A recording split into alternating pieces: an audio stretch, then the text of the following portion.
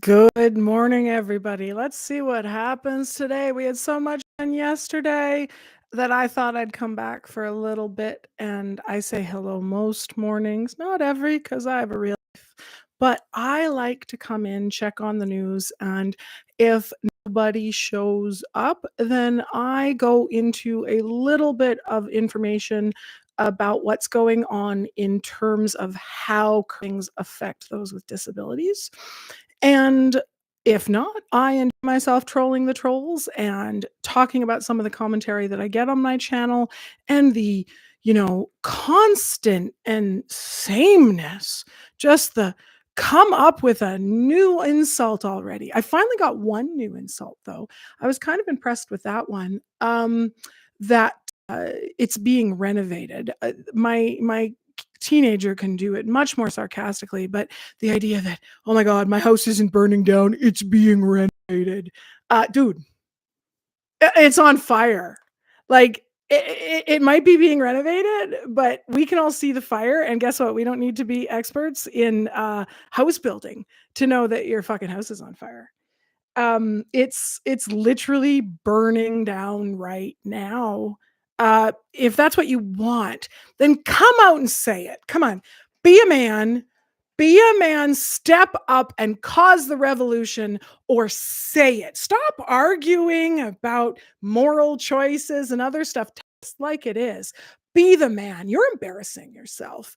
You trolls are embarrassing yourself with the quality of your hiding, like your smarminess. Like, be the righteous Republican, right wing, God fearing, gun toting man they are, and step up and say, I'm okay with people getting hurt. I'm okay with stop using these analogies. Stop debating people. Say who you are. Stop masking and hiding it. It's time masking and hiding to end on both sides. And like I was meaning to look this up. I think I will now. Let's go look. I want to go find Zerata, but not the one you're thinking of. When we were young, we often had these posts about give me the grace to understand and the whatever. Actually, I'm making fun of it mostly because, I just don't want it to be quoted on here. But the Serenity Prayer or the Desiderata is kind of good. It's the invocation for wisdom, right? To accept things I cannot change. That's actually kind of nice. Um, oh, grant to us the serenity of mind to accept that which cannot be changed, courage to change that which can be changed, and wisdom to know the one from the other. And I like to add courage to change, the fortitude to change what has to be changed. But I kind of like the serenity prayer with the little bit of the Celtic or British Isles flavor.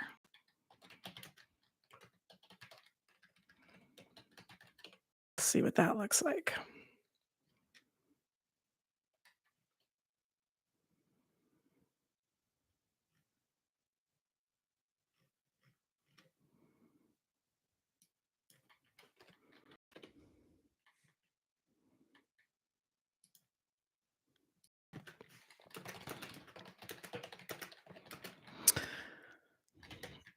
I like this one better.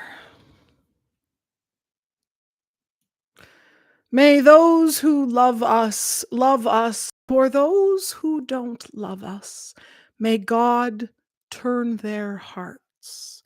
And if he cannot turn their heart, may he turn their ankles so that we may know them by their limping.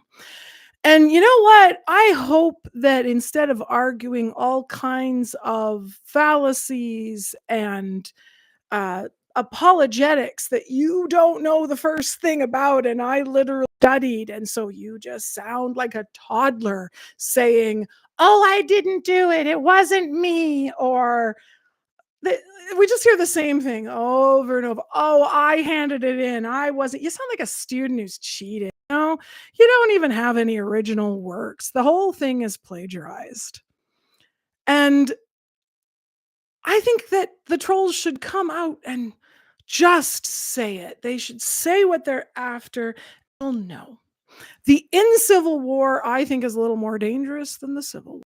And people are getting hurt. The people who don't have a month of emergency in the bank, the number of people in all states, in all provinces, who have enough credit card debt to swamp them and who have enough uh, don't have enough savings in the bank to make it through. And that includes, by nature, a lot of people have been through disability, especially in the States where you don't have healthcare. Well, no, sorry, you have little bits of good healthcare, and then you have the other everybody has to pay out of pocket and therefore doesn't have healthcare because apparently you're a bad person if you say, "Had a vasectomy and then spent 6 weeks in the hospital." You too could become disabled in 1 second. No shit you did. It just happened to you. But you don't like it because you believe that you did things on their merits. And guess what? That is what the bullies tell you so that you think they're your friend. Go watch any Hollywood movie about mean girls, and you will see instantly that this is the plot.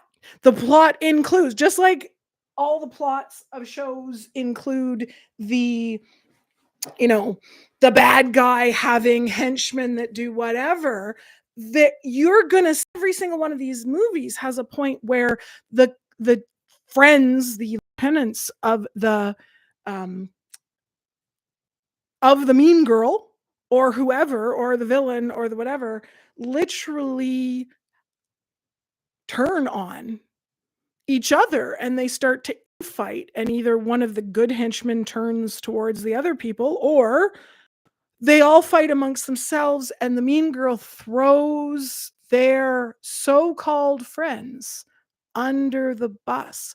Henchmen will always be henchmen, and if you think, as a God-fearing Republican who works hard and has traditional values, that the mean girls who say they believe in these things will not turn on you in a second because they don't believe in those things.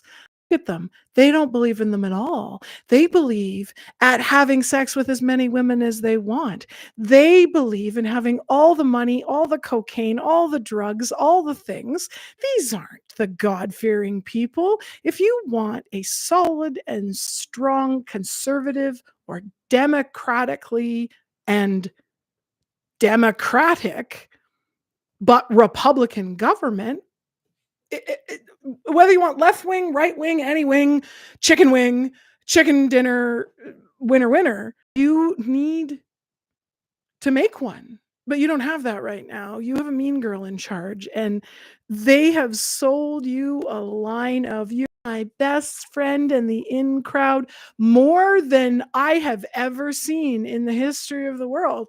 Like, I studied propaganda, and the ability of people who are good people, I think a lot of them, um, most of them, to believe the hook, line, and sinker of these people that literally make no sense when they speak. They are your grumpy uncle with dementia and your high as a kite, drug seeking, uh, brother-in-law who are not going to look out to you, and they're not going to look out for you when everything falls apart.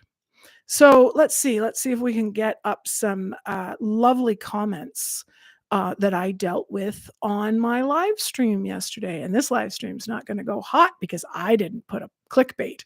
And that's okay, because the people who find me will find. And I kind of did that a little bit on purpose today. I don't feel like talking to 100 people today, and I loved my clickbait from yesterday. Thank you very much.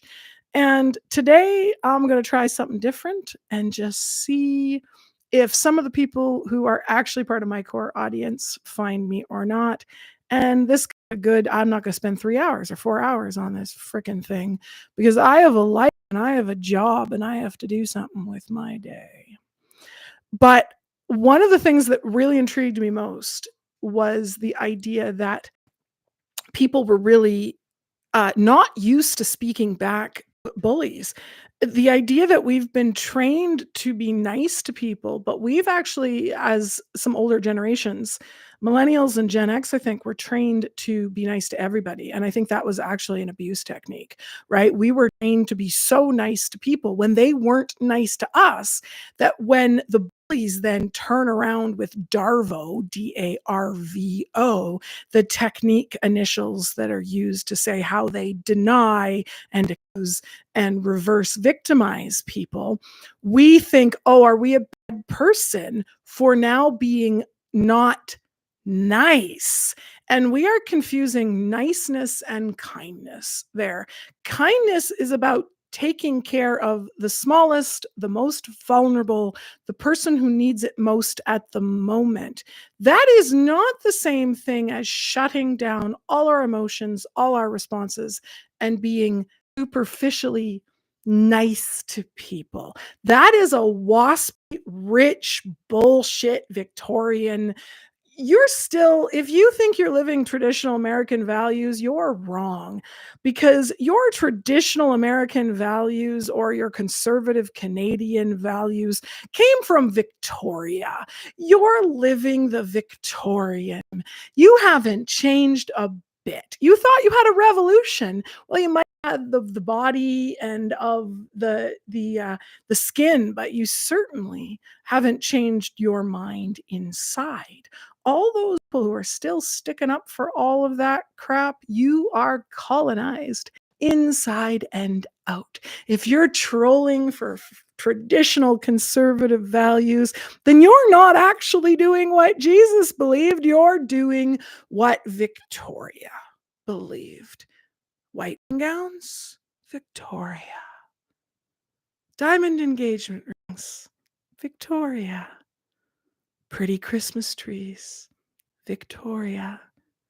Putting the Christ back into Xmas, which is the initial that means Christ, because the X is the Greek letter Chi, CHI, like the first words of Christ.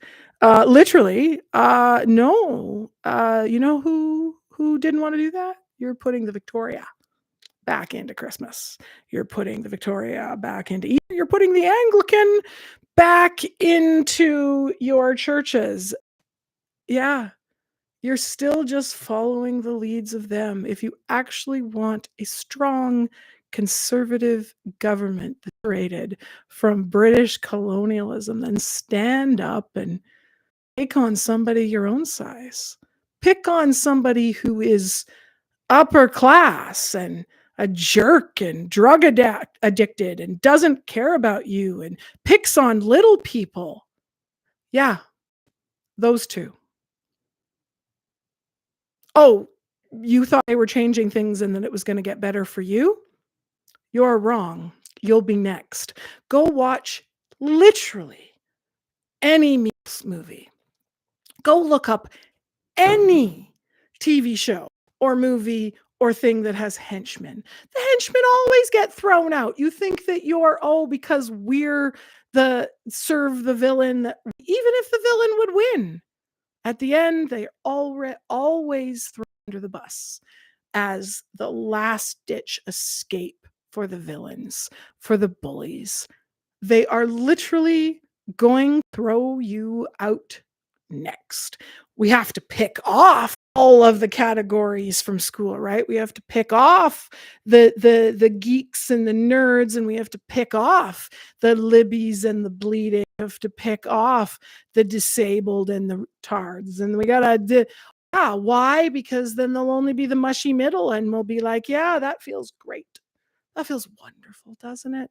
There's just us normal people, and then what happens? people start to fight back and go, "This is bullying," and then circle in the schoolyard, and everyone protects the bully because they say, "But you're on my side and they're being mean to me." Are they? That really? Who did the tripping? Who did the insidious bullying behind the scenes? Who texted? Who did all of that mean stuff and made it so that you felt alone and you felt like you were the one in the wrong? When we all stand up and realize in the schoolyard, wait a minute, this kid bullied us all. He's bullied all of us. And we stand up and the circle dissolves and we go, hey, you're being a bully. Guess what? When we show the bully out, the henchmen arrive. They just look like idiots too, right? Go watch any video made for kids from right wing or left. Go watch them all. I have. Everyone always on my live says, you haven't read right wing stuff. I've probably read more right wing stuff than you will in your entire life. That's what I do. I'm a fat, ugly, old disabled lady who stays home and reads. What'd you do today? Do I do that because I didn't wish I was working hard? Did I not work 80 hours on a farm when I was a kid? Absolutely no more about killing chickens and cleaning potatoes than you've forgotten. I know more about rural values, traditions, and they are about each farm helping their neighbor. Those are the traditional values, that you miss the baby and you help the midwife. All of those crunchy things you think. You're not being traditionalist. You're being overthrown by a colonialist. You're being overthrown by rich, white, cis, asshole males. That doesn't make rich people bad. That doesn't make males bad. That doesn't make cis people bad. It doesn't make anybody bad except the bad people. It is the bad people who are trying to get you to look over there. There was an episode of one of The Simpsons. This is an old reference, but The Simpsons, where there were the Halloween ones. These lovely Halloween episodes, right? And it's the one where all of the giant Miracle Mile or highway signs come to life, kind of thing. And they go, just don't look. They'll crumble and fall if we just don't look. And I feel that way a little bit about the popularity of your two non-executive leaders right now. I don't have a single problem with your Republican government overall because I don't hear about it, because all I hear about is two despots at the top. And if you want to be a strong Republican, I would go overthrow that government, because you've been setting up to do that all along, to overthrow rich jerks who take things from you. Ha! Just don't look. Just don't look. What's the worst conservative book you read? What define worst? Someone in the comments says, I don't know what the worst version is. Best, worst, lots of categories. I've read, truly, I tend to consume a book or an article or something, on the daily. I'm somebody who has, I'm the weird kid who reads everything and reads upside down, and therefore, is the weird one that either people want in their group or they don't want in their group. I was either both up for that skill or I was bullied. You take your choice. So I don't know what worst is. I've read some fantastic books that had a missing piece, or they made great points at a turn. I've read really what would be considered conservative or right-winged, and it actually had a lot of points and were really breaking things into two. I think the ones that really shock people most is how crunchy granola parent I was, and how the extreme right and the extreme left, so-called, in North America, are actually, the circle goes right around, right? That the idea of wanting to have your own fabrics, to create your own food, to learn how to ferment things, to do preserves, to feed your baby as much as possible in the, just biologically boring way, to nurse a baby, to give them, mammal human milk, use formula if you need to, but to lessen buying it, not because you really think I don't think it's bad. I just don't want to buy stuff. I'm cheap. I want to be lazy and cheap as a parent. And I want to be healthy and have the earth survive in the same way a lot of conservative people do as well. And I have a knock at the door, and I am gonna check on who's there. Hello. I am live. I'm gonna have to pause and mute it for a second because you know what? Kids come first in my house, and that's a traditional value. If you wanna call it not very traditional, it's really new. We haven't done that in the past. I'll mute and, like, I'll just, make hand signs, or you can stare at things, but at least I'm distracting you from other stuff.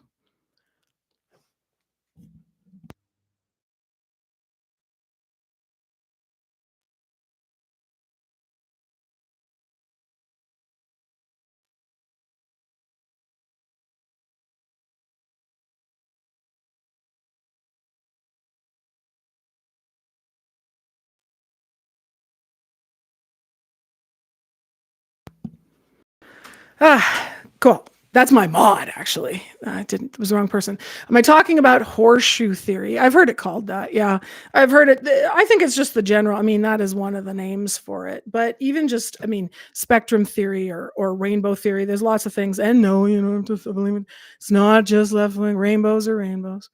Uh, Today or yesterday, there was a, article in the news about a teacher who was told to take down a rainbow because it had crayons of different colors, and that might not be, positive.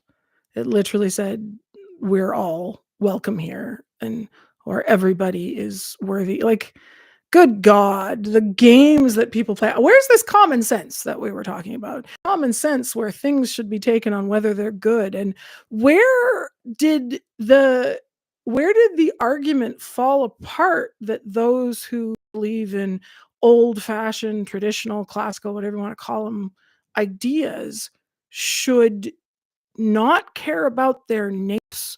To me, that's implicit. Like, on the farm, on the, neighbor, on the street, what you did was you took everybody, what you took care of in your church, what you took care of on the in the neighborhood, who you took care of, if something was going bad on the next farm, you did anything and everything. When did the traditional values lose the fact that everybody shouldn't be taken care of, that everybody's a neighbor? When did it get that the division was that some people are not as good as others, right? And that's the thing. That's not tradition.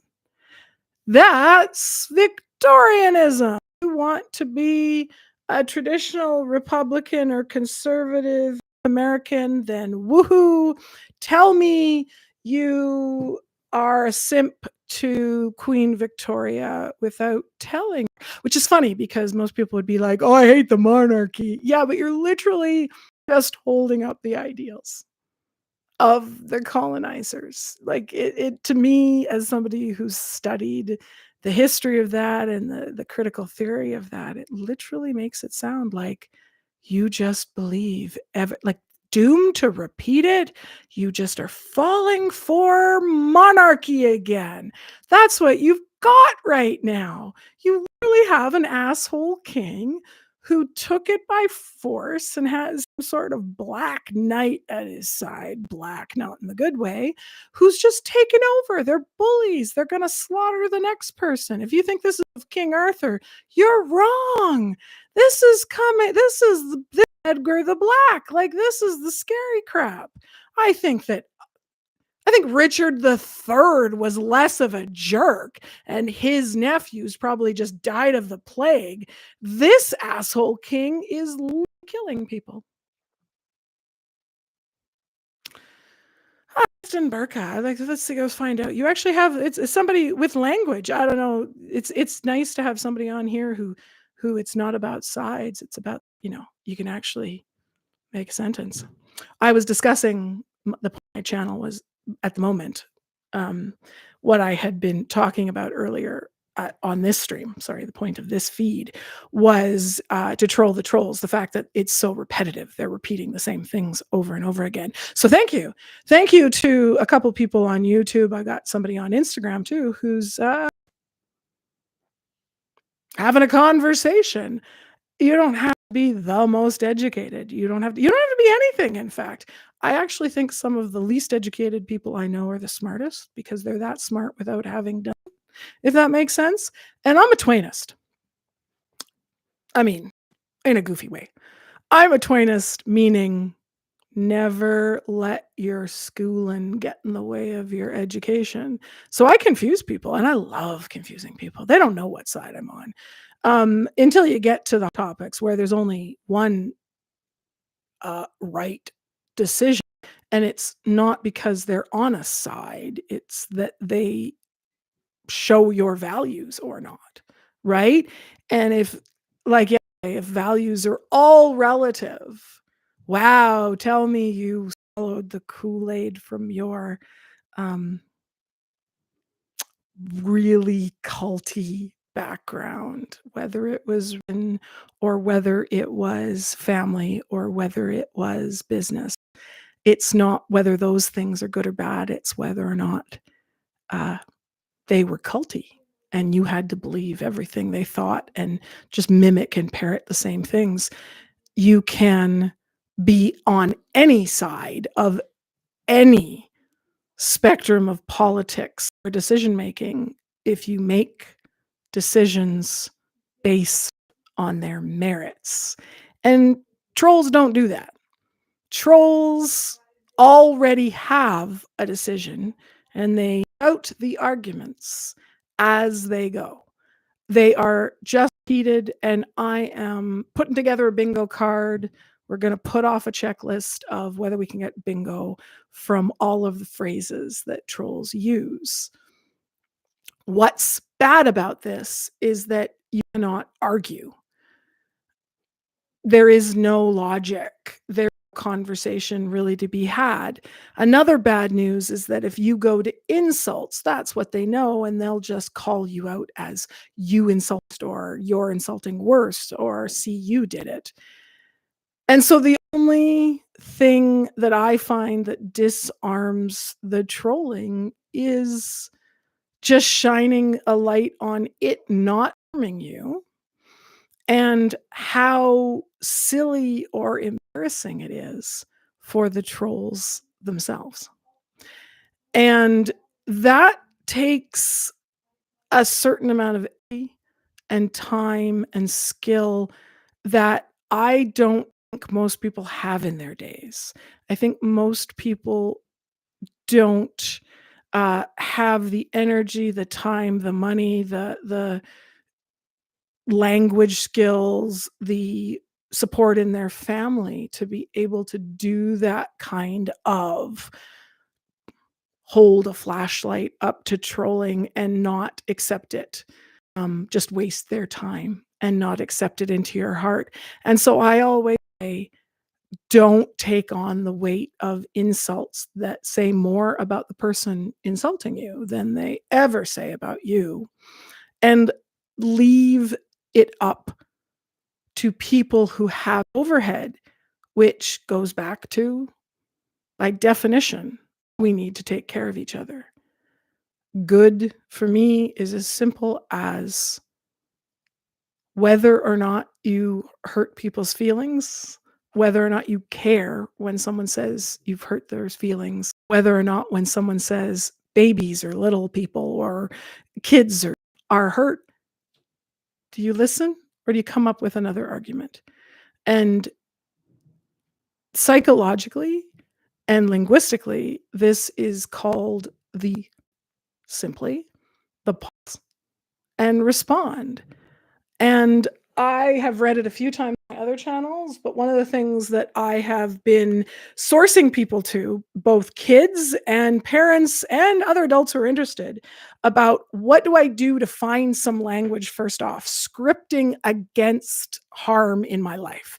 How do you troll a troll, or how do you just not respond to a bully, or how do you block someone and then find another way of doing it? Who do you talk to? How do you seek out people who are safe?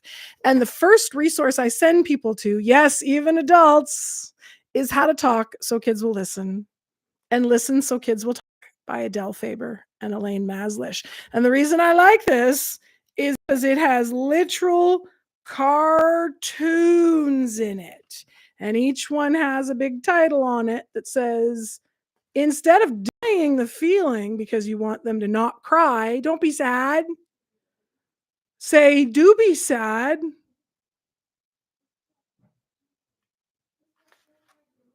And it is so alarming to me, but a little bit funny that the people who can't do this, it's sad that they never had anybody listen to them.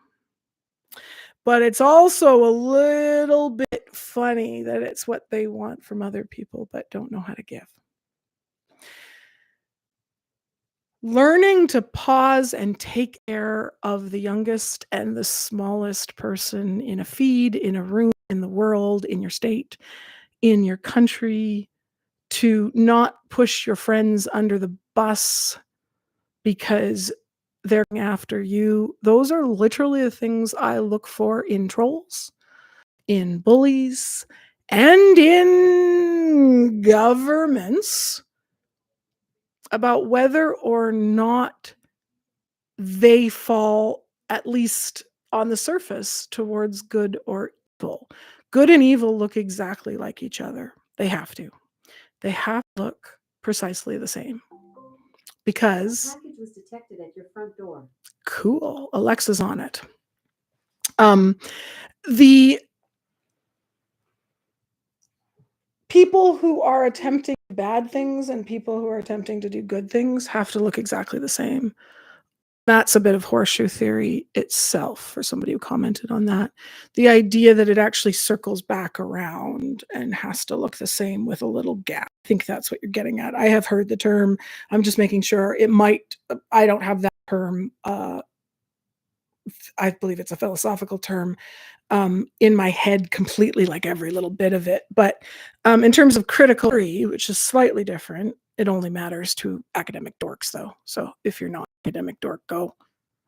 Does not really, just take it as what it is, a metaphor, right? It's a metaphor. It is a horseshoe, it's a circle, and it comes around, but it doesn't touch. And the good luck, I hope the good luck points up. Let's hope the good luck points up. That evil and good, or other things like that, there are dichotomies, or appear to be dichotomies, appear to be opposites of each other, are not. The line circles back around, and the spectrum looks like the other with a small gap. Because the gap is intent, or the gap is somebody's values, or the gap is who they care about most, or the gap is... And our commenter thinks it's nonsense that everything is everything. Well, you don't think good and evil look the same? You think evil stands around looking different? Did I say everything isn't everything? No. But false dichotomies, people say, oh, you have to pick between this binary. It's this or this.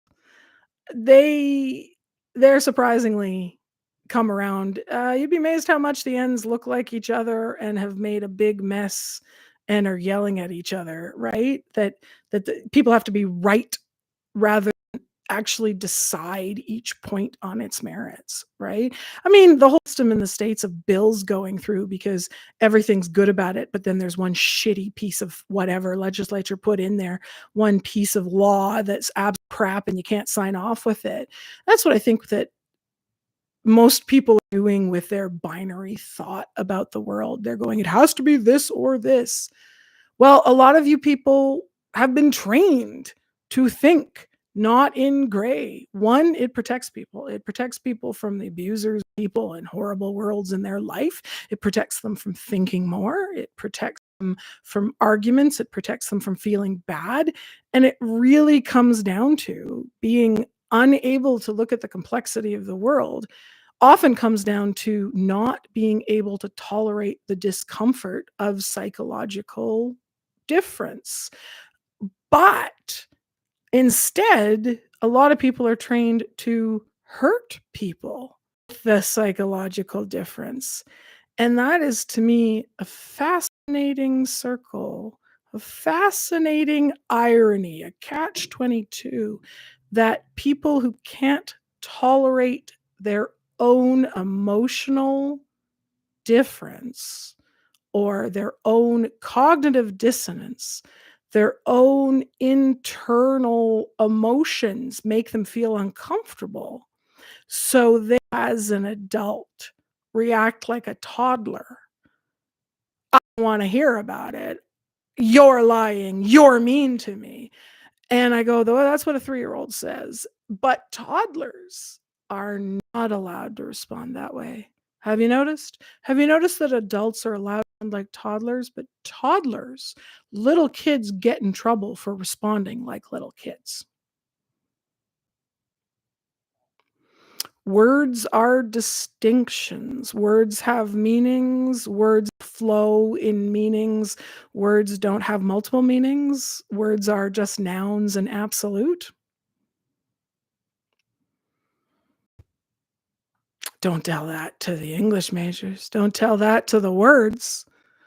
Don't tell that to the fact that now English has shifted in a couple years from by accident to on accident. And one half of my audience says, "What the hell are you talking about? It's by accident." And the other half of my audience goes, "Never heard of it. It's on accident."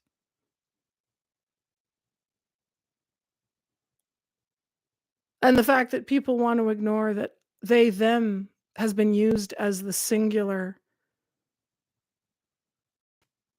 in English for 6 to 800 years. But it's creepy and weird if we wanna do it about different people, because each person should pick up their own exam is just completely erasing people, erasing normies because we're including lots of people. No, pretty sure that has always been there. In fact, I have a thing, that if somebody comes along and tells me that they, their, they, them is plural and is only plural and has always been plural, then I ask them to please use the proper singular of you, because you and your is the plural by the exact same argument. If you actually study English, you and your are plurals as well then, and we need to stop using them for individuals. And so people need to address me with the appropriate ye and yow, or ye and thou, or thee and thou. Which is great because then the King James Bible, makes sense, right? Because that's just the appropriate singular. So use it right. If you want one, have the other. If you're gonna stand up for pedantry, which I believe here, I love pedantry here. You be pedantic. You be strong and traditional and pedantic, and pick a time when English was never. No, I mean pick a time you want to go harken back to in English, and just pick it and do it. Words have meanings, but they also flow and change and communicate differently and massively move around. And no, all things aren't relative, but neither are all things concrete. It is gray. And how do you decide each thing on its merits? You have to do science, even if you don't want it to be science. You gotta look at the cause and effect. You gotta look at the evidence. You gotta look at the outcome. You have to look at the goal of the person around you and whether they're trying to do good or bad. And if you think that is relative and you have the perfect sort of good, and that is somehow an argument that my good of taking care of people and being kind to them is different than your exact same supposed view of being good and taking care of people. If you're not doing that on the internet to a stranger who has no skin in the game and who you feel it's okay to insult, then why would you do that for anybody else? Why if you won't take care of a neighbor, why do you think why should I think that you would take care of anybody? What? Your little group of people. I about a world that says that it's okay to only take care of my tiny little enclave. If that's okay, then go find your own spot. Like, that's okay. Like, go separate, go be somewhere else. But leave the people who all wanna take care of themselves and take care of each other, like, don't what good does it do you to subjugate them? Oh, unless you get, slavery and workers back, but you wanna get rid of them too. Who do all that work? Who do you want? I'm confused by that whole line of argumentation. Let's go back. We got a different comment on the other one. Good and evil are the same. No, they look the same. Oh, no, no, no. That's exactly what we do. We notice that they look the same. So we don't victim blame and we don't deny justice. Good point. And I see how talking about how they look the same can be confusing. Good idea. Good change of detail in what I said. They look the same. Your shoe doesn't touch. No, they're absolutely 100% different because the value, the choices, the intent underneath, the reason for doing it, and the when you do it, the why you do it is completely different. The what's the same. That's it. But the why and what are completely different.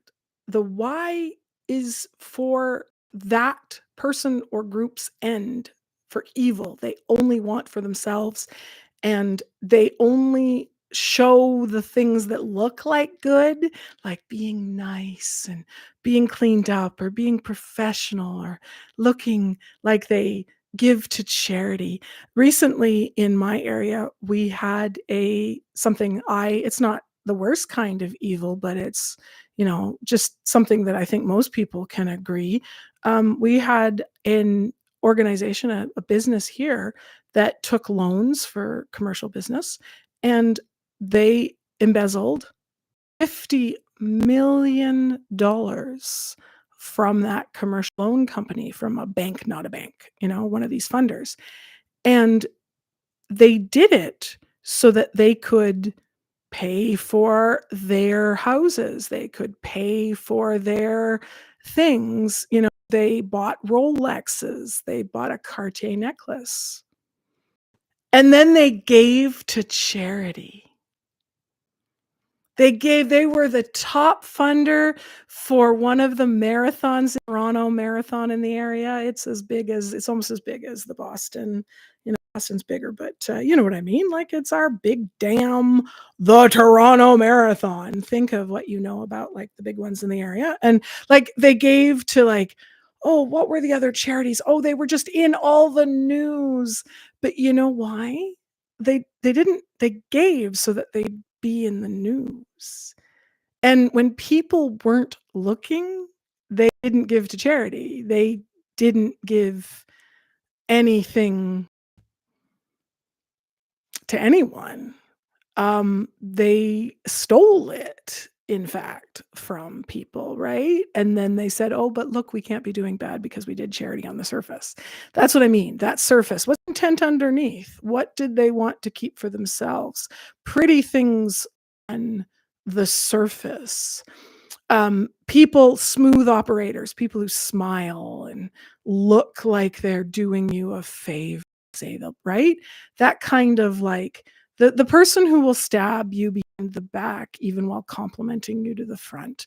That kind of stuff. That's what I mean by goodness evil can look, it masquerades, it puts on the costume, right? It's the proverbial wolf in sheep clothing.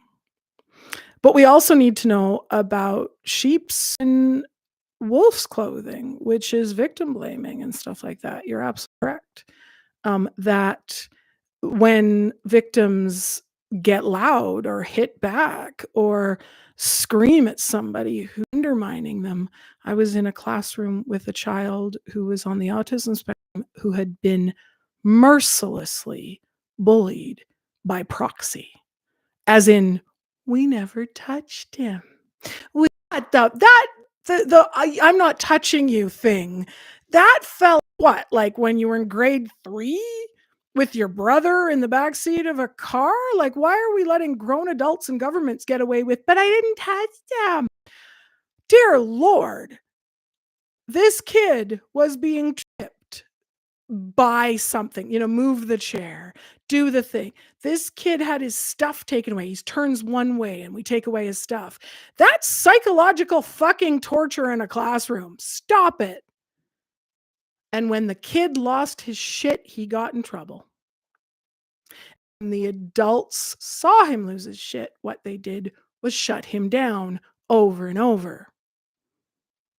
They took him out of the classroom. And then he missed the fun things he wanted to do. So he lost his shit more.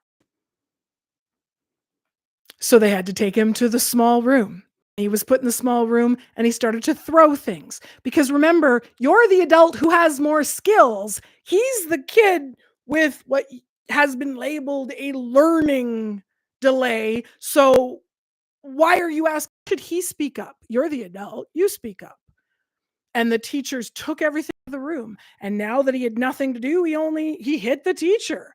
Not even very hard. Just literally like trying to get around them and go out. I think if you were locked in a room by somebody who wasn't listening to you or to the truth of what, you might pound on the door or pound on their chest. He wasn't being dangerous. He wasn't hurting them, but they treated all the same because they couldn't see the difference between someone a zero tolerance for actual harm versus somebody falling apart and screaming and crying. That kid ended up in a locked room by himself with an adult on the outside of the door, holding it shut, which is illegal in my jurisdiction. How did they get there? Because at each step they worried that, oh my God, don't shut down what looks bad, rather than looking at what actually was. And yeah, that's victim blaming to the highest level. And I walked up, I was a workshop teacher. I worked in elementary and junior high and high schools. I was not a classroom teacher. So I wasn't staying with them all the time, but I was of the same level, qualifications and whatever, to be in a classroom with kids, spend the day, spend the week. And I was teaching curriculum to the kids and I was training the teachers in them. So I was an educator for a while. And I also trained in the use of force with children. I'd also trained in special needs. I also trained in how to disarm people. I trained in target shooting, not to do with school, but just happened to have. And I trained in de-escalation, right? In EMS and fire services. I had hoped to go into first respond. Wasn't healthy enough, but when I was young, I learned, and was interested in the techs of de-escalation for things. And so I took that into the classroom and learned how to help kids with that. And I asked to let me in because they either had to let me in and watch, so that 2 adults, as was required here, or that I was going to the office to report it. Pick one. And they had slippery sloped themselves from being so worried about the badness in a kid that was falling apart that they themselves had perpetrated actual bad, actual illegal, actual reprehensible, actual damage and trauma.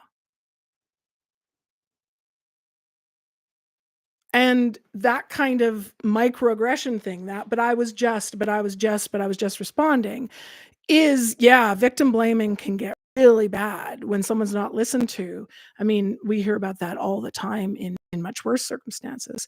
Literally within this kid had been in the room for 40 minutes or something, and 10 minutes of just literally listening to him.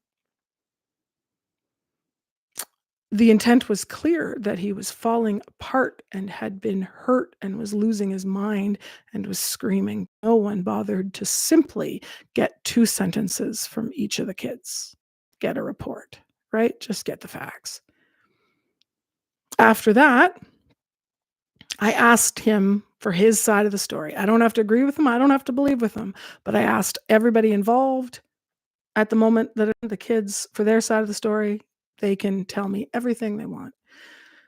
The other kids all had different stories, and the kid who was bullied said, "I got in trouble because I threw all the pencils, which is dangerous, but they've been trying to trip me with chairs all day."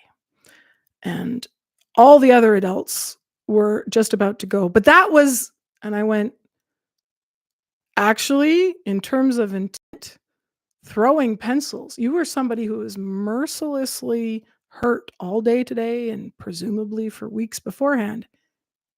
And all you did was throw pencils? Not bad." Intent matters. Size of arm matters. Looking at things a little more complicated. We don't need to always, I like to make things really complicated, but sometimes just pausing, breaking everybody up, and checking on everybody's story and seeing what they say they responded as, making sure there isn't a long source of bullying, that the facts over time about who bullied who first bear out. I think that if the middle majority of American Republicans did that, I wonder if some of them would wake up to who the bully is. And I know that they don't have, many of them don't have enough time, energy, or money to take that look around. I hope that lots of them do. I hope that this next piece of politics within the US, and as it's come to Canada's door because of the bully picking on other friends or picking on people not in the friend group, that the people, the henchmen in the mean girl group, are happy that that person's being picked on now.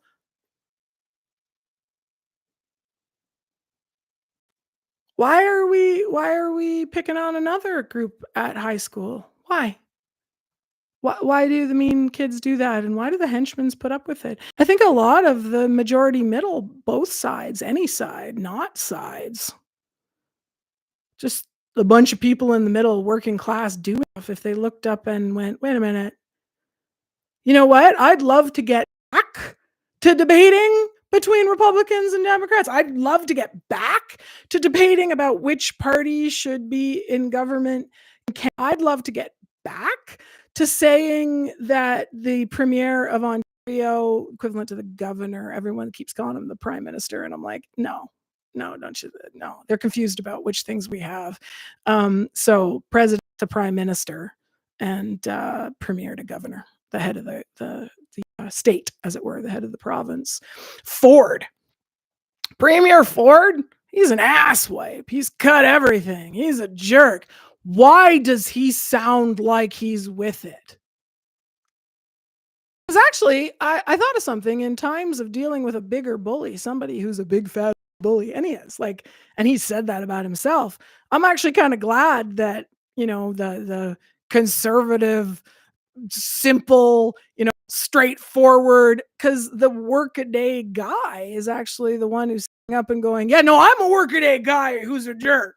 That guy, that guy's an asshole." Like, it actually sounds a little better from the guy on the farm who's a regular guy who's just, you can almost take his word for it for a couple hours. I'd like to get back to disliking him because we are not trolling our own trolls. We've been meeked We've been told to not speak up at the high school because the popular kids are in power, but they're not the popular kids. They're just the mean girls. There's nothing wrong with popularity, but your people who believe in Trump have swallowed it. Some people are getting a bait and switch. They absolutely are. The two-faced person smiles at them and stabs other people in the back. Let me switch back on my chats.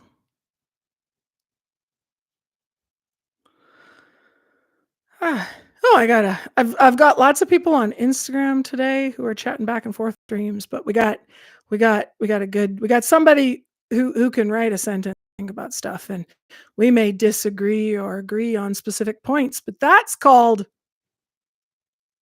learning. That's that's called engaging. That's called talking. I don't want somebody who disagrees with anything, right? Like, a little bit of nuance. It doesn't have to be super complicated to be like, I don't agree with that, or I think it's completely whatever. Yeah, that's actual different opinions.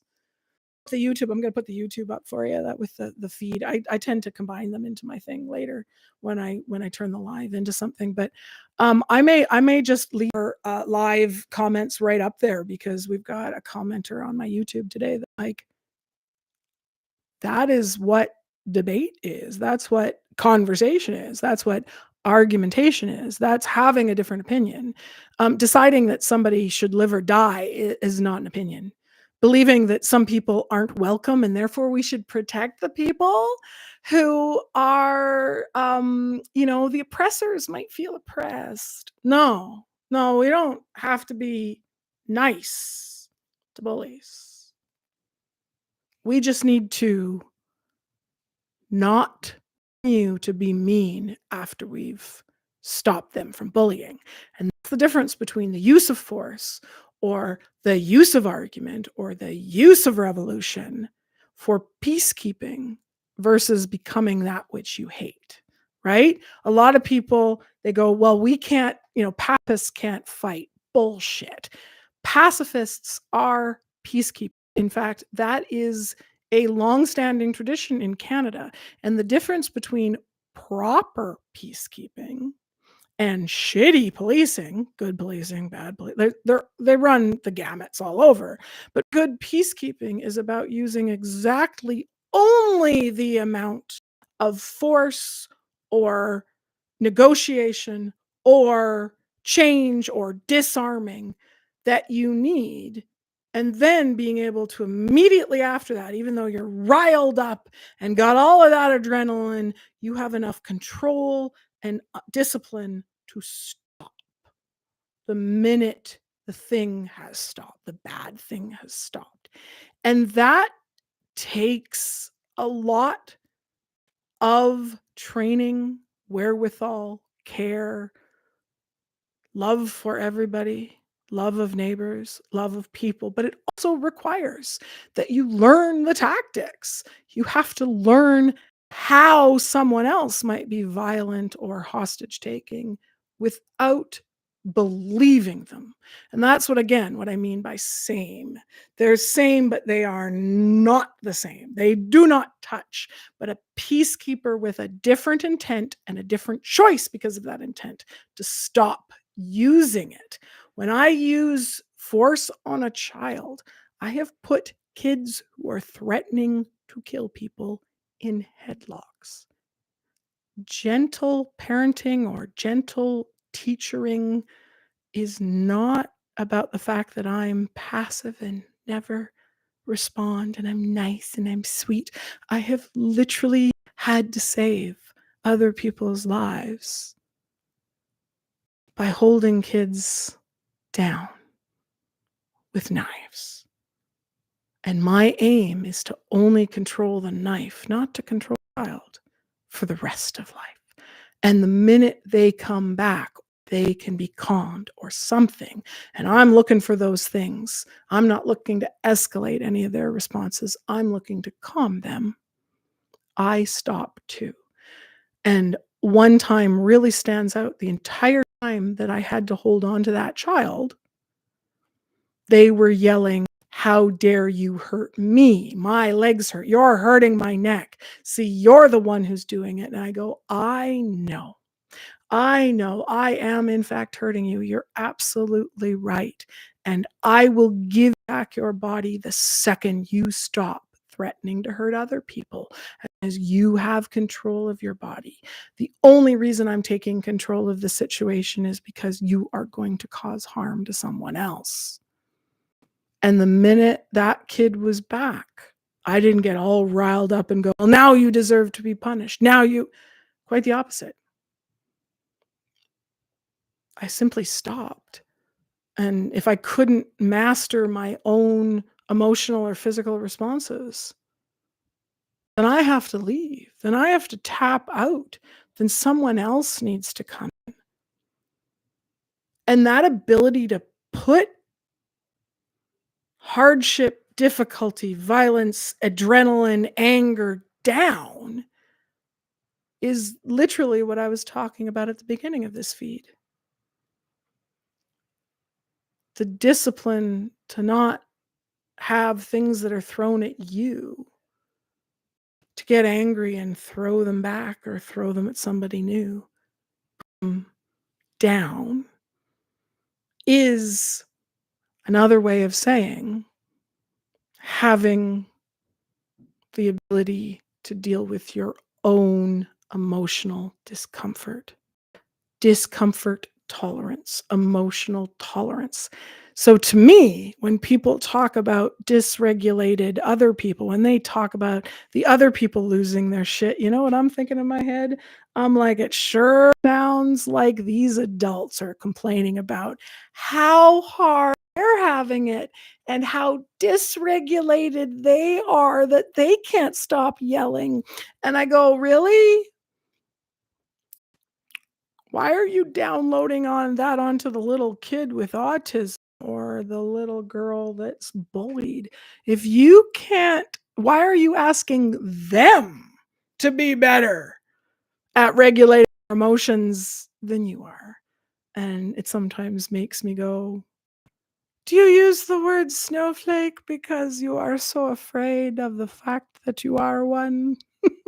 That one.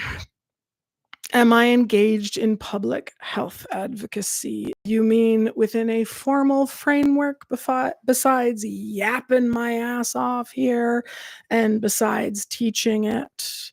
Uh, Other advocacy things that I do. I Most people don't consider it advocacy to say it's part of the education I do, but I do because I teach very differently. I bring some of these books to lectures. There are differences, and my students often notice it. They go, "We're talking about computer design, but you immediately brought in, the fact that this isn't designed for different colors and things like that." Like that kind of stuff has to be right there at the beginning. You have to look at your privileges and your patriarchy immediately, and those things be like, they're not connected. Absolutely, they are. Um, the but it's not considered advocacy to most people. I do that as a parent. I do parent educate, so I work in other groups. I work in parent groups. I work in, I lead those things and help people training in counseling. I do advocate like counseling that is more traditional spoken counseling, but I also do literal education counseling, right? Like training, working classes, courses that you want to do that people can come to and work on these things. I've taught, weekend courses or evening things on the how to talk, how to listen, and that kind of stuff. And I find it always comes back to the language. It's like people don't have the language and there's a gap. There were generations of millennial, Gen X, mostly. I mean, somebody fits outside of those, of course, but within a bell curve, those two generations were told to shut up, basically. And they either survived or not on there. They were either bullied or not, or whatever, on merits or on their random nature, right? The random nature of bullies around them. And So advocacy that I do that's really external, that might consider external, is that as somebody with a mobility challenge who walks with uh, braces and canes usually, and or other adaptations like that, I, you know, I always joke that if they have parades for disabled people, we should get some other sides to come help us up. We should get the gay parade people to come and make it all sparkly for us. And we should get some, God fearing toting people to protect us. And I'm like, can we use everybody? Can you come and volunteer? Like, come on out, use your skill for our parade because we suck.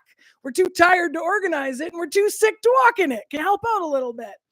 Um, but I do advocate. One of the things I participate in a lot, my favorite, because I am a talkative person, I am a touchy person, I am a very I'll just sit and I talk here because dead time on YouTube is dead time on the world. But I actually really, really like and I like to sit and just sort of accept things. And if you've ever had somebody in your family or in your extended world, a coach or whatever, who just sat and went, "Well, that sounds like a shitty thing." Some of those are the best people out there, and that's one of my favorite things to do.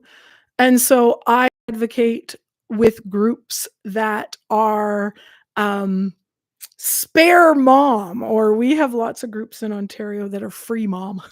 Not like free Willy, but like free mom, like free hugs from mom, or free time with mom, or rent a mom. We have the library actually has like the rent a person instead of get a book. You can actually take out a person for half an hour and talk to them there. And I rent a listener.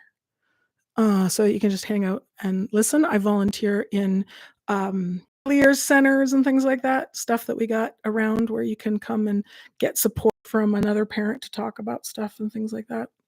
Um, so mostly I would say that my external advocacy is through because it's something I talk and then I write it down and push it in other places. And I don't know. No, you weren't the name of the person who was looking for my website, which I'm trying to get up. But either VPN but you sound like somebody who might actually read something. So good for you. A couple people on my stream today who might actually, engage with information. Oh, you don't have to be a complete nerd. Just like, look at something, read up on something, be interesting. um, Mostly that is through volunteering. I volunteer and a lot to be the leader or the volunteer. What's the word usually? The person who leads the group but isn't at the head of the group. They're just acting as the chair, kind of, like have you been in volunteer groups? Think of I don't do AA and stuff like that, but it's a well-known modality of the group of people, the self-help group or the whatever, where it's like you need somebody to lead the conversation, but who is in it and not in it at the same time. They're kind of taking care of the group and seeing how people go. So I do a lot of that volunteering. I, at one point at my maximum, when I had 4 little kids, I led a volunteer group twice a week, every week. That was considered a monthly group, but there were subgroups for toddlers or for, different ages and stages of kids and stuff. And people are like, "Why do you do so much volunteering?" I'm like, "'Cause sometimes the only thing is what I'm giving." When we're at those tired phases, sometimes advocacy is for ourselves as well. I wish very much that I was engaging in direct public health and mental health advocacy. Unfortunately, my physical disability and my life of having 4 teenagers and 4 young adults has hit hard, and I am trying to get down as many words for those people who are doing that work, and I'm attempting to publish the writings lead people to something substantial that they could use. You know what I mean? The gaps that sing in the literature about misdiagnosis, about Ehlers-Danlos, about parenting, in all of those things, about language, psycholinguistic issues, and things like that. Where is Instagram? They're having a chat about other things amongst themselves. Well, that's actually cool. You talk amongst yourself. Just discuss. Go have a, oh, let me interrupt. No, seriously, don't. No, I love it. I call myself the breakout room of the internet. You don't got to talk to me. I'd love it. I'd actually love to have a feed that made more sense to be like the call in, but I need a screener, right? Because I don't want crazy people. Um, but I would love to have like literally a way that wasn't just chat. I'd love to have some people on for a few seconds. I'd love to, I got to look into the streaming of that so that we can just like, I literally need the switchboard thing. Call in and talk, or something. I don't know. Give me ideas. Throw it out there, Instagram, while you're talking about other stuff. I didn't use my software for multi-streams today. I made a bad decision and now I've got too many streams I gotta work on. That's my real accent, just so you know. Just no. No, I'm just a mimetic. I just grew up in every single Canadian province and every single American state because I drove around in a pop-up trailer with my dad all summer because he was a teacher. And he made no money at all. And so what we all summer is go around one of those canvas pop-up trailers. You know ones I'm talking about. But I also loved it because I literally saw every state and province and all the things, all the mountains, all the plains. And my dad and I used to have a joke that the view would be beautiful if those mountains would just get the fuck out of the way. We're from the prairies. We're from the flatlands. We're from the nowhere town in the middle. I live north of North Dakota. Yeah, that's North Dakota. Back to here. Parents don't have the ability to be the rated one. Absolutely. That's exactly what's going on. They do not have the ability. They were not trained. They were not taught. But they're the adult and they have the kids. And it is required. You can have lots of choices and lots of opinions as a parent. You can do almost anything you want within reason. I don't care. The one thing you are required to do is realize you're the fucking adult and the kid and that you go first. If you can't do that, I'm not saying you don't lose your shit. I've lost my shit in the worst way. I love telling this story actually because people are like, oh, you did nothing negative. You wouldn't ever talk. I'm like, I'll put it on a recording that I called my kids the nastiest names one day when I had a panic attack and a meltdown myself. I fell apart completely. I was postpartum. I was sick. I was still wearing the big underwear. I was still crying every day from the stuff. I had 4 little kids and the 3 older ones decided to look for something in a drawer in my house. And by a drawer, I mean every single drawer in the entire house.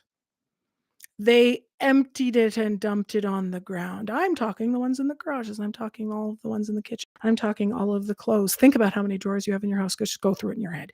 Do it. Do it now. The TV thing. The living room. Where you keep the art supplies. The desk in your office. Keep going. What other desk? Your underwear drawer. All the desks you have in your living room. Where else do you have drawers? Your filing cabinet?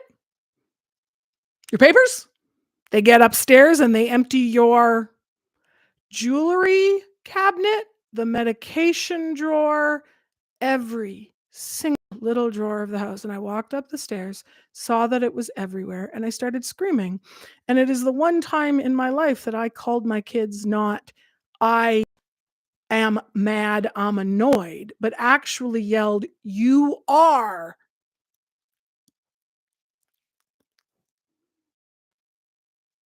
And I got a sailor's mouth. I grew up in a place where I had to defend myself by the age of 8 from being called see you next Tuesday and every slur for an Indigenous Native American person. I know more swears than most people have ever heard. I should make a list, I should make a list of I love swearing. It's great. It's effective. unless it hurts people, right? And what did I do? I was at 99.9% deregulated, and my last brain cell has to, as a parent, be, "You shut the fuck up, Maria. Get your ass into a bathroom, lock the door, and call for other adults because you're the adult. You're the parent." If that's not the line of adult versus kids, I don't want to be in your relative world, not yours. Not the person who asked the question. This is a really good question. But the yours, the amorphous yous all out there who go, everything's relative until you say things are relative. And then things are absolute. Pick one. Um, Pick a lane, dude. We're all trying to drive here. Absolutely, though. That is where it's stemming from. There's nothing wrong with making the mistake of becoming dysregulated, realizing you've never been taught how to be regulated, realizing you don't know how to regulate yourself or other people. Where the error is in saying that means it's okay for me to scream or to hit them or they have to be regulated or to make them obey in a mean way, not just in a safety way, like I don't have to get more skills. They don't talk to me. I'm allowed to be pat with my kids. No, no, it means you got to shape up or ship out. That's the parent's job. That literally your job, literally your fault, literally your problem. It may not have been your fault originally. It may not have stemmed from you. In fact, it rarely does, right? The bad behaviors of trolls, bullies, parents who are dysregulated from the whole circular ellipsoid ball spectrum of right, wrong, relative. Almost all of our lack of skills in emotion, in words, come from families who didn't know how to do it. And some people think intergenerational trauma as if it's some sort of magical thing that's like, oh, genetics, or like somehow like it passes down like through the bloodstream, or like the muju or the jojo or the jujube. No, it literally means, you ever have your mother-in-law's voice come out of your mouth? Yeah, there you go. That's intergenerational trauma. Do you ever say the stupid thing and go, fuck, I sound exactly. Or I never wanted to say that, but when my back was against a wall, guess what came out of my mouth? Because I had nothing else to know. That's the root. That's the simplest definition of generational trauma. Wait, I do the stuff that my parents did even when I don't want to do that or when I don't like it?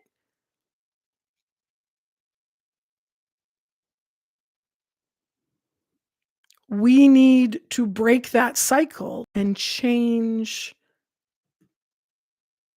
the support, the language, the help. People need to not be alone in their houses, parenting for all alone without a community around them. This is literally, I don't have enough time to go into the evolutionary mammalian basis of carry mammals, but I will one day. Come back for that. I'll put that up as a feed for people who are interested. You are not always at fault for the bad traits, the bad habits, the coping strategies. In fact, you're usually not at fault for those things, but you become responsible for them because you're the only one who can change them, and you're the only one that can clean up the mess. The mess is now there. You're the adult, and you have to clean up the mess. You can't demand that the kid clean up the mess when they just got here. The youngest and the most vulnerable go first. That's the order.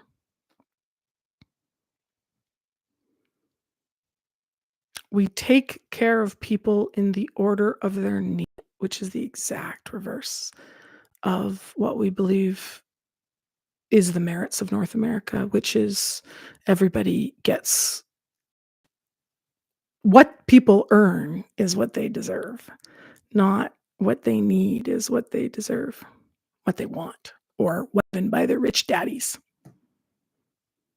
That metaphor, I think, needs to change. We can have arguments on the other stuff, but the metaphor that people shouldn't take other.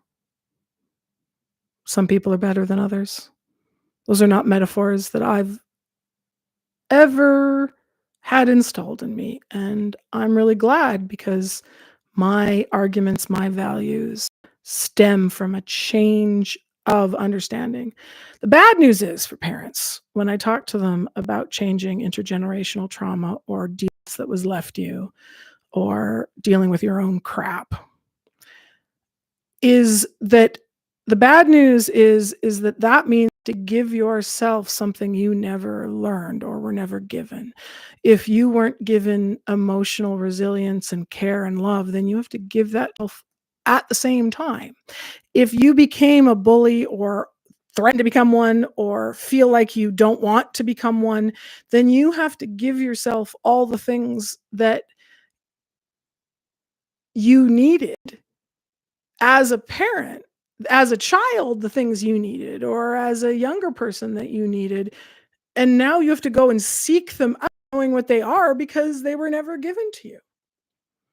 They didn't just come naturally, they weren't built in.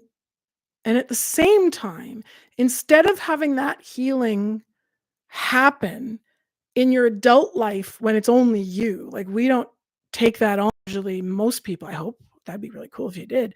Like in your 20s or 30s, do people take on the uh like imagine if you were 20, 25 and it was like a normal thing to be like, I'm going to figure out how I don't want to be my parents. I'm going to become an individual myself. Or no, it usually hits them the minute you become parents and you run into these problems. You're like, ah, shit, I have to fix how I sound. Or I don't want to do that. I don't want to do the same thing as my mom did. I don't want to say that. I'll do the exact opposite. I'll never say that. I'll swing the pendulum the other way. I won't say what my mom said. So I'll say nothing at all. Oh, wait, that's not working out either. That's a different kind of trauma or emotional neglect for the kid. Oh, and there we are. There we are.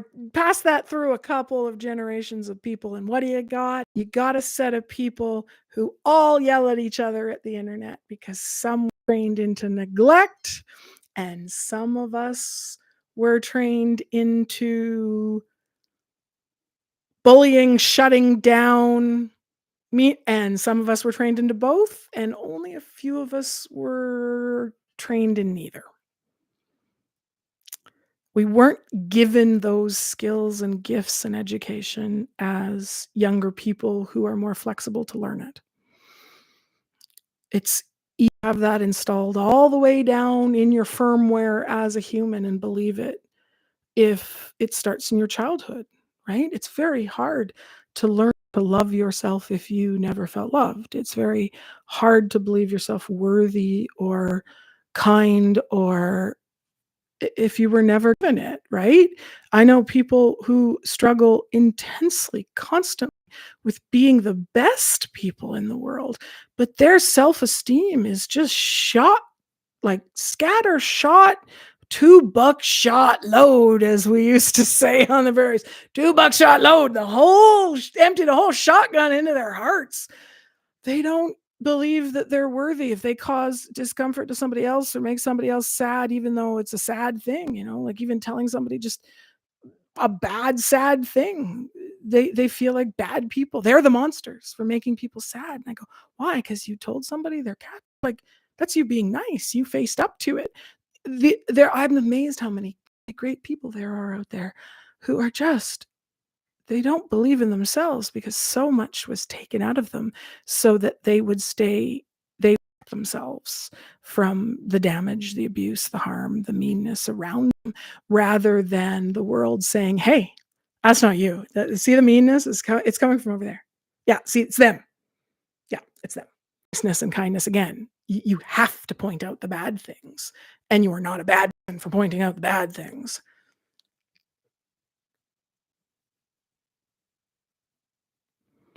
They're still discussing over there. That's fantastic. I need to apparently make a Discord group or something because my grandma's just all started yammering. I love it. You don't need me anymore. The students have become the masters over there. No, no. No, I love it. I love a different metaphor. I wish I could change the metaphor. I just wrote a thing about algorithms. You've got another question.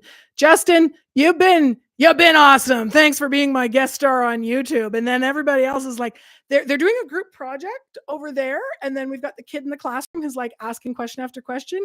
And sometimes people would think that was bad. And I think it's great. I think it's fabulous. Like, why shouldn't you? Because you have agreed with some of the things I've said. You agree with some of the things. You may be on a different part of the spectrum. You may have whatever. You know what? But you had some conversation. You made some sentences.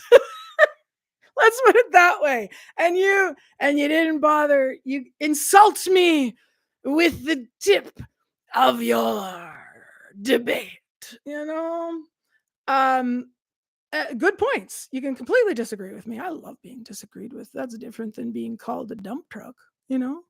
Yeah, no, and unless you consider if they meant that as an insult, then I want to take it as a compliment. And if they meant it as a compliment, then I want to take it as an insult, just to screw with the guys who said that. Because yes, I absolutely am a truck and I will kick your ass and I will carry rocks while doing it. Really? You want to insult someone's butt who could literally take you down? Okay, sure. That's it. Insult the large, fat, trained first responder, sharpshooter. Yeah, let's insult her. Actually, let's insult her so you stay away from other people. Not you. Again, not the people who are here. Oh, no, they can't insult me. I've been insulted by the finest.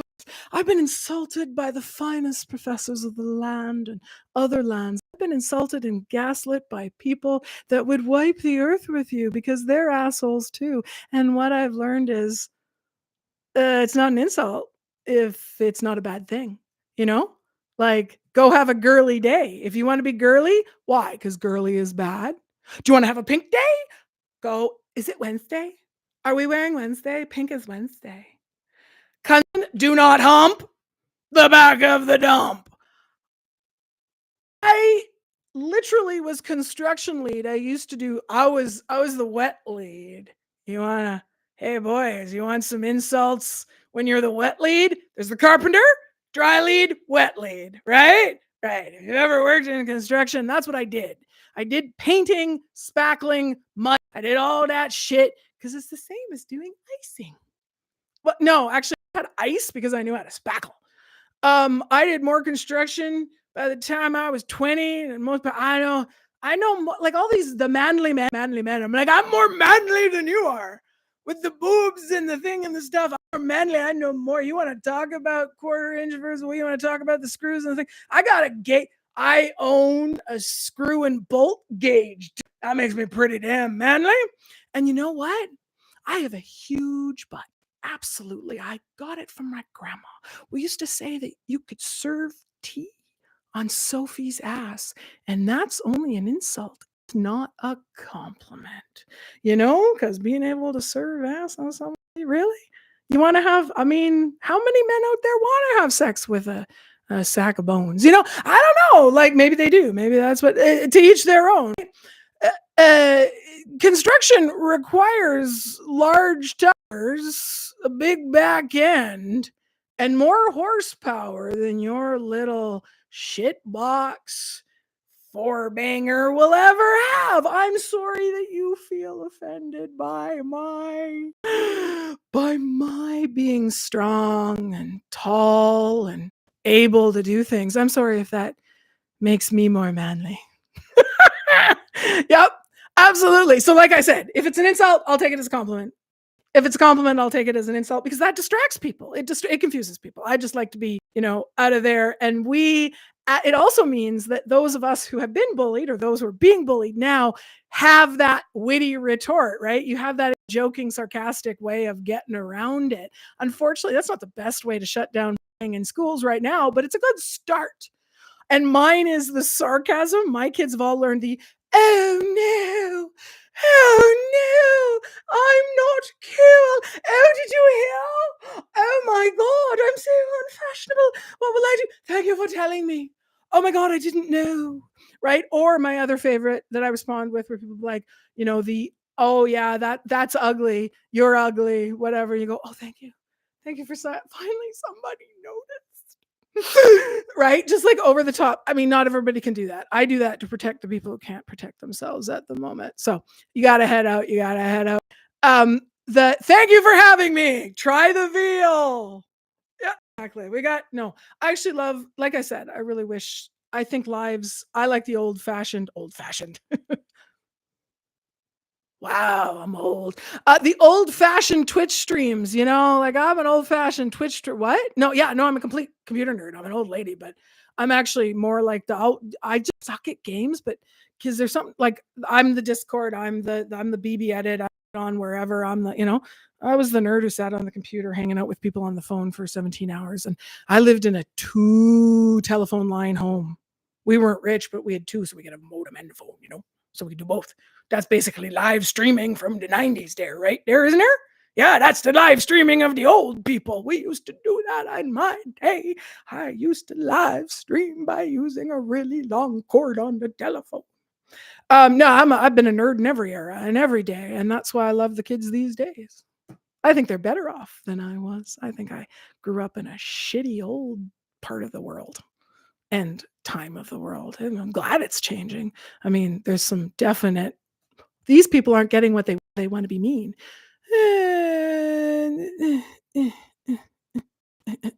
Or come here and I'll waste your time. And so I think that I will stop on that comment, actually. That's a great one. Maybe it's more about recognizing inherent vulnerability and power of it. This is about authority. How do you determine relative evil? What's the external measure? The external measure is the smallest, the youngest, and the most vulnerable. Those that would be hurt most, those who have more power and authority. Yes, it is about recognizing, retraining, rebuilding, and if necessary, resisting the arrows between people that don't serve to assist with more knowledge, more help. They have turned the other way and become authorities to oppress, depress, suppress. I believe that a leader does not swing their sword, the Shakespearean model, at those that are lesser than them. Their job is to fall on their sword for the real people who fight for them. A leader is who takes the fall, not the money. Make me a socialist anarchist.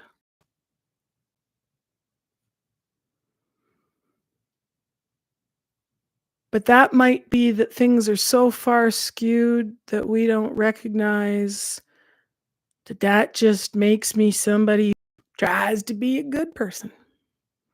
And I think all the people who are trying to be the good people and be the kind to each other, that's where we start. That's where we change.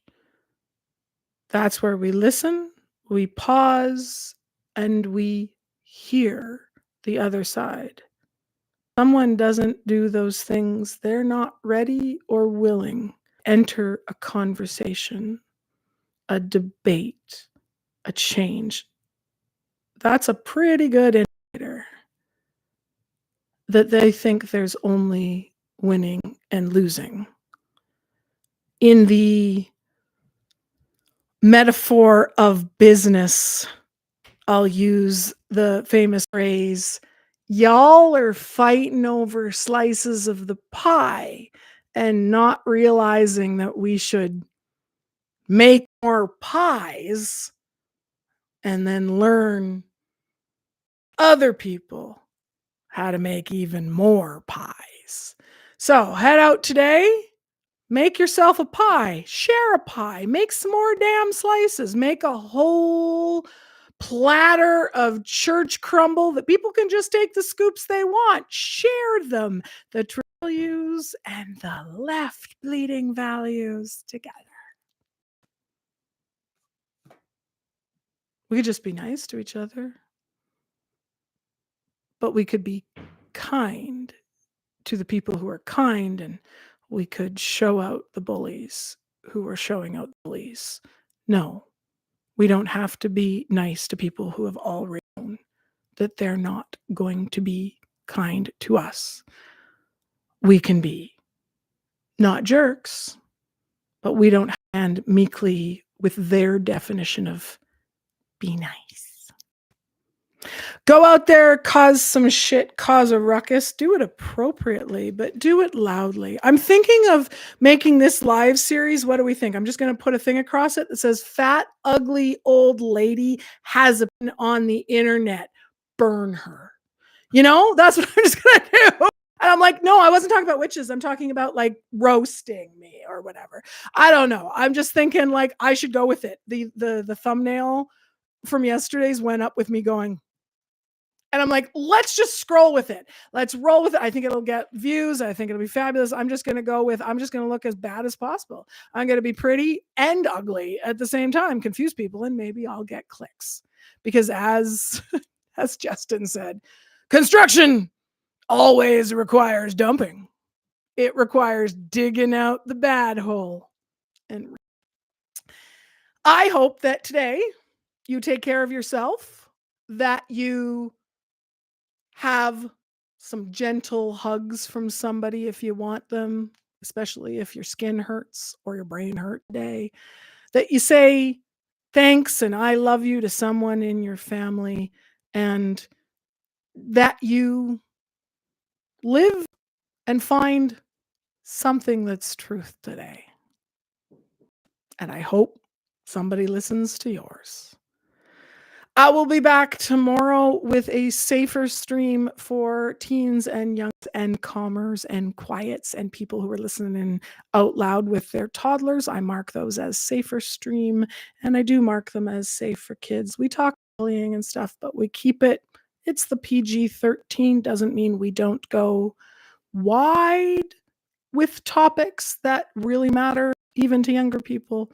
But sorry, we don't go deep. We can't talk anymore. We do go deep. We do go into real things, but we keep the language, we keep the calmness, and we keep the comments a little more available to our younger people who hang in. We give them a space to be a little more vulnerable. So if you're looking for that as a mom who's listening in front of toddlers and wants to leave your earphones out, if you're at work and want me to sound a little more, like the radio, then a little more innocuous. Or if you're one of my kids who are coming back to talk about hard things and want a safer space for someone who's younger than the age of majority, then I hope to see you tomorrow. All adults welcome too. Just always kind to the smallest and the youngest and the most vulnerable in the room. Take care of yourself till tomorrow. I'm Maria, and I'm Little MissDiagnosed.